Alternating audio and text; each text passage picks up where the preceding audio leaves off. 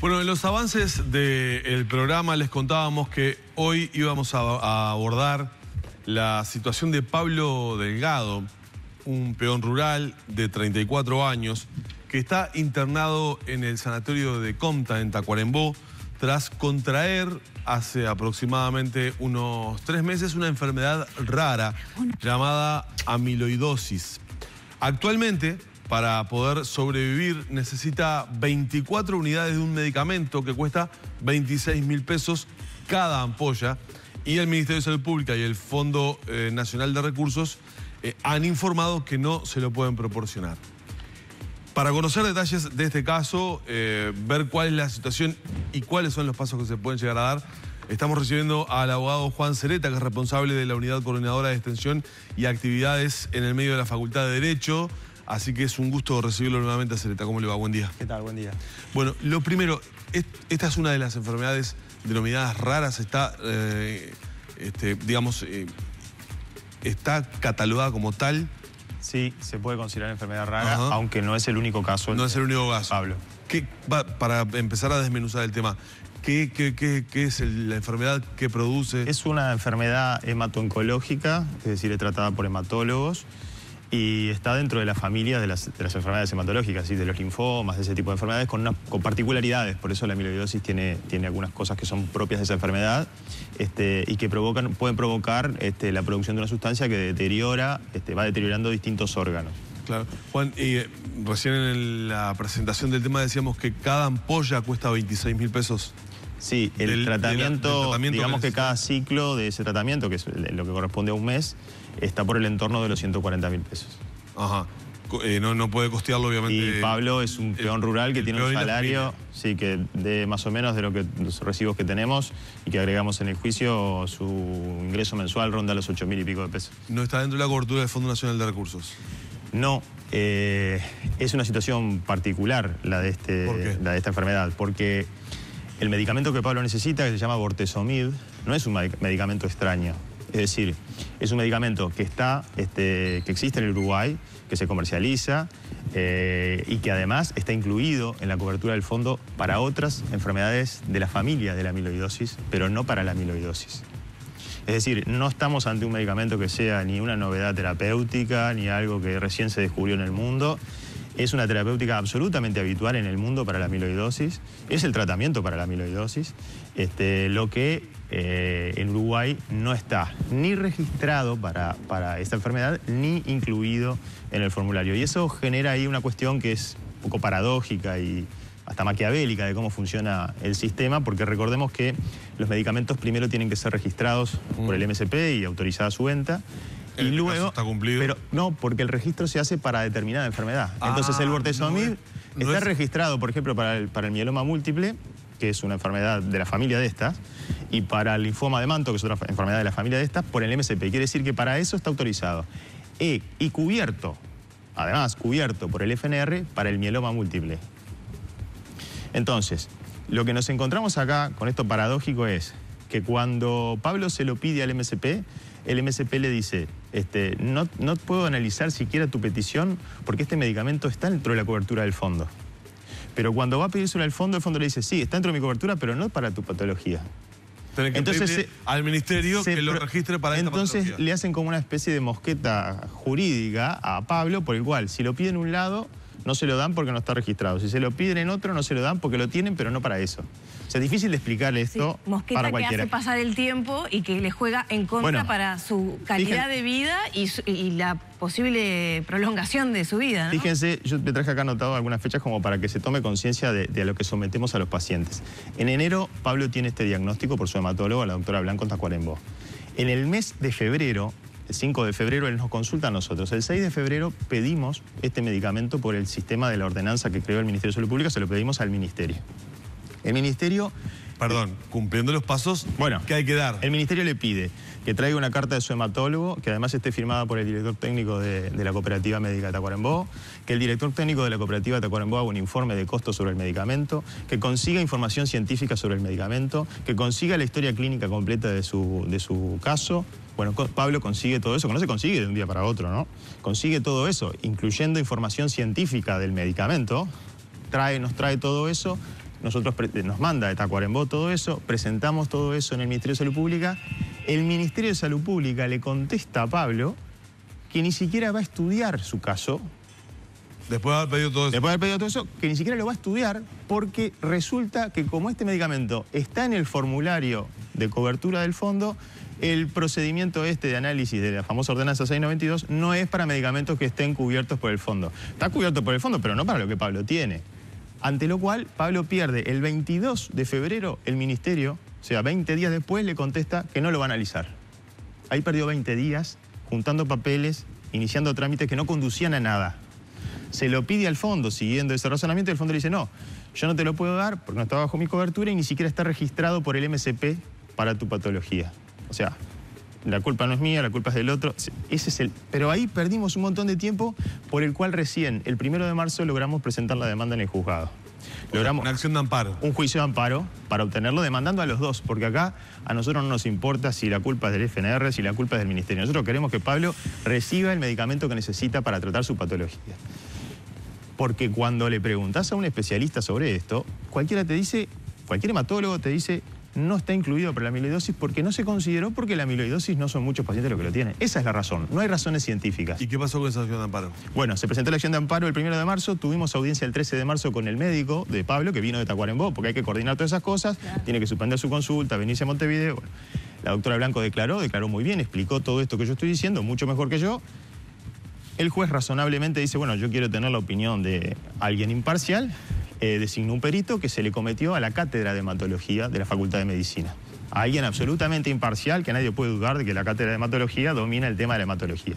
La cátedra designa a un profesor hematólogo, el profesor hace su informe que ratifica todo esto que yo estoy diciendo, mejor explicado y con mejores argumentos, y bueno, pero todo eso insumió tiempo. Hubo que mandar una comunicación a la cátedra designar un hematólogo, el hematólogo va a hacer el informe, vino Semana de Turismo, bueno, todo lo que ya conocemos en Uruguay, se presentó el informe, es favorable a Pablo, y el lunes tenemos una audiencia de alegatos, que es la última etapa, es una especie de resumen de lo que ha pasado en el expediente. Todo demuestra que Pablo tiene todas las razones para recibir este medicamento y seguramente el miércoles o el jueves a más tardar tendremos la sentencia. Ahora yo quiero agregar a ese periplo y atarlo con unas declaraciones de hace algunos días atrás, porque me parece muy oportuno seguir el cuento exactamente como lo ha desarrollado el doctor Sereta.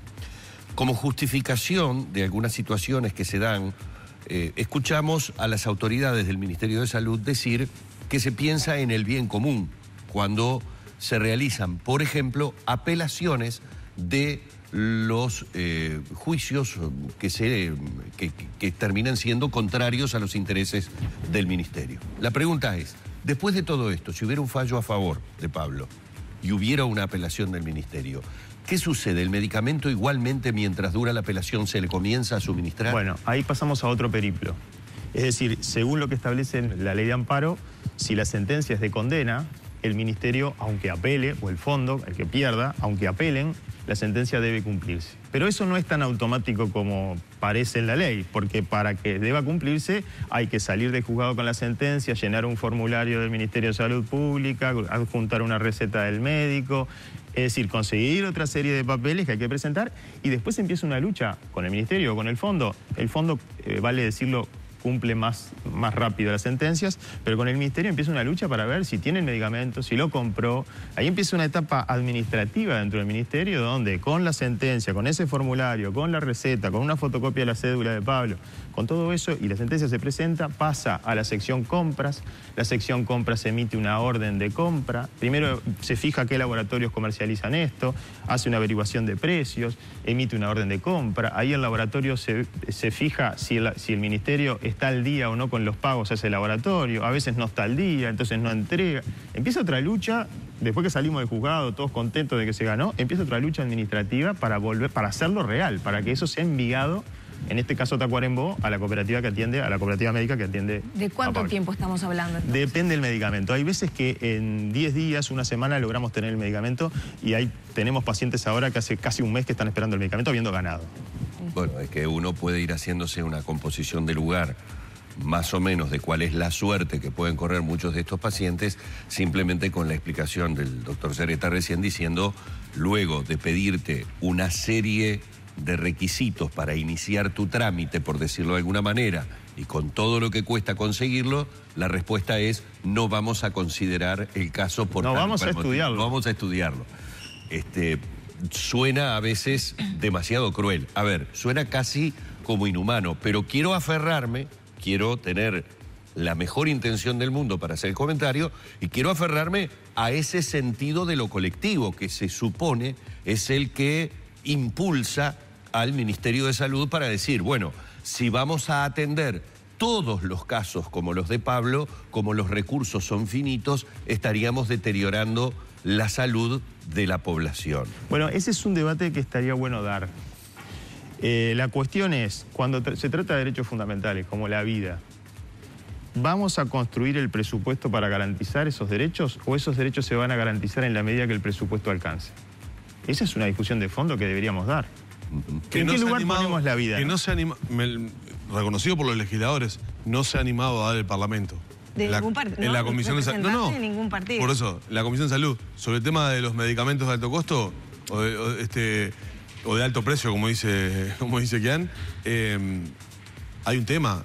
Un día un legislador, yo lo comenté acá hace poco, me lo confesó, me dijo, tenemos que un día sincerarnos en el debate y discutir si vamos a gastar como país, como Estado, 50, 60, 70 mil dólares en un paciente que en 2 meses se muere. Bueno, hay algunas cosas que a veces no son tan así. De todos los amparos que hacemos, y en la facultad en el año 2017 hicimos 107 amparos, sí, y llevamos más de 45 en lo que va del 2018, no siempre lo hacemos para pacientes que están en una etapa terminal. Claramente. Yo te diría que la mayoría tenemos incluidos, en ese universo tenemos incluidos los implantes cocleares para los sordos que recuperan la audición, sí, los cardiodefibriladores para los que evitan la muerte súbita, los que se curan la hepatitis C, los hematológicos. Pablo, si se trata con esto, no es un paciente terminal. No, claramente. Y así hay un montón de patologías que cada vez más necesitan cuestiones médicas no cubiertas. Yo por eso, más que medicamentos de alto precio, alto costo, o como le guste llamarlo al Ministerio de Salud Pública, yo hablo de medicamentos no cubiertos. Porque a mí poco me importa si cuestan 100 mil dólares o cuestan 20 mil pesos. Hemos hecho amparos por medicamentos que le salvaron la vida a una persona y costaban 20 mil pesos.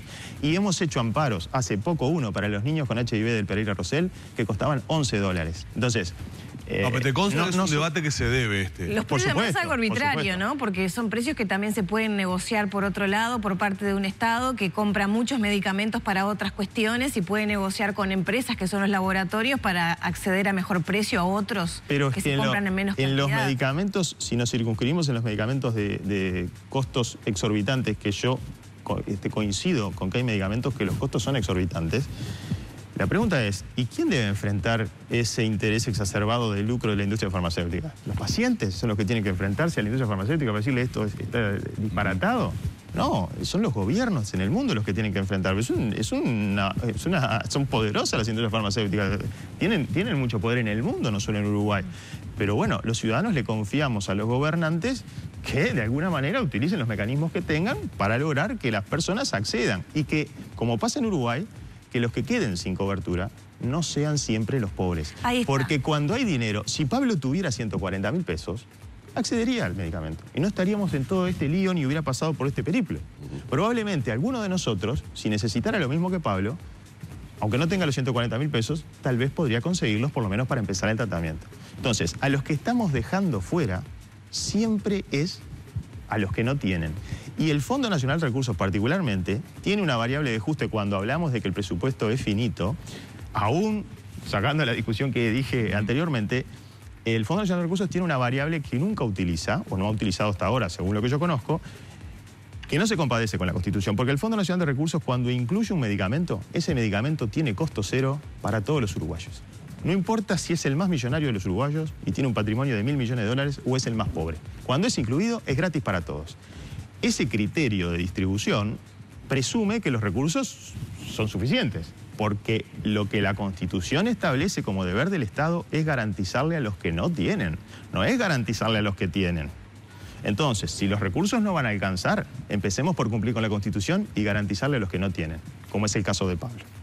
Ahí tendríamos una variable de ajuste que no sabemos, yo personalmente no sé cómo redundaría. Pero seguramente hay gente que hoy recibe los medicamentos, cubre el fondo porque no necesita probar sus ingresos. Hay una cuestión que no hemos mencionado y que en otras notas que hemos hecho, tú sí traías a colación y que tiene que ver con el principio de igualdad, que muchas veces se viola justamente con esto que mencionabas, ¿no? Que no para todos funciona igual. A veces... El principio de igualdad se viola acá en muchas oportunidades.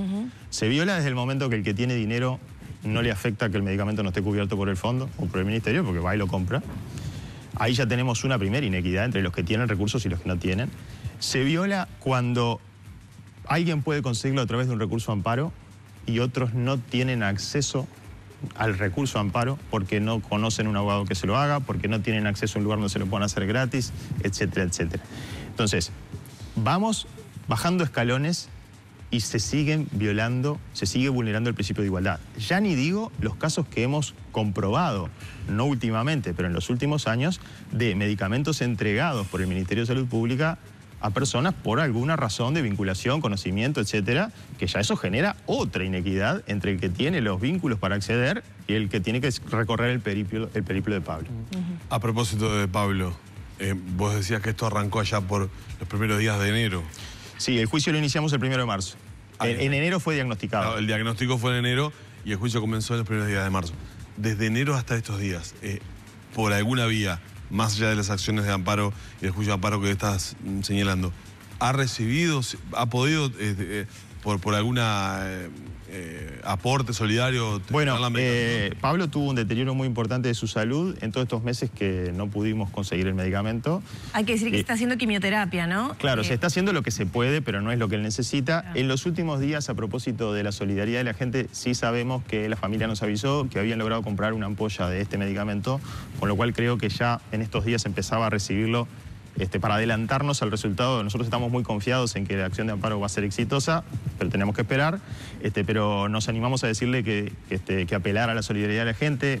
Nos han comunicado que mucha gente ha ayudado y que con eso podían acceder a la primera ampolla como para empezar el tratamiento y si Dios quiere, la semana que viene nosotros obtenemos una sentencia favorable, poder continuarlo ya con el resultado del juicio. Bueno, mientras el doctor está hablando de esto, allí en pantalla ustedes tienen el número de cuenta de Habitat para colaborar con esta medicación que necesita Pablo, que es 86561. 86561, la cuenta de Habitat, independientemente de que obviamente aquí en Arriba Gente, como hacemos habitualmente, iremos siguiendo el caso para en su momento darle la noticia a la gente si la resolución finalmente es favorable para Pablo Delgado, este peón rural de 34 años de quien nos ha estado hablando hoy nuevamente el doctor Sereta en la mañana de Arriba Gente. Muchas gracias por haber aceptado la invitación y gracias por estos minutos. Gracias a ustedes por la oportunidad. Cerramos por aquí la entrevista junto al doctor Juan Sereta.